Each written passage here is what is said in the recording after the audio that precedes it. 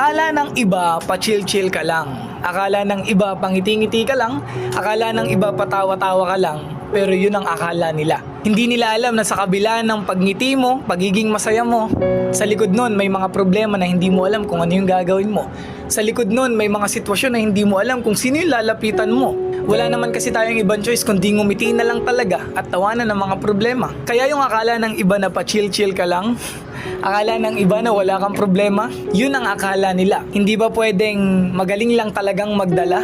Kasi wala namang option kundi lumaban eh. Kaya ikaw na nanonood, alam ko sa kabila ng pagngiti mo, may mga problemang hindi mo alam kung paano mo susolusyonan. May mga sitwasyon sa buhay mo na hindi mo alam kung sino yung lalapitan.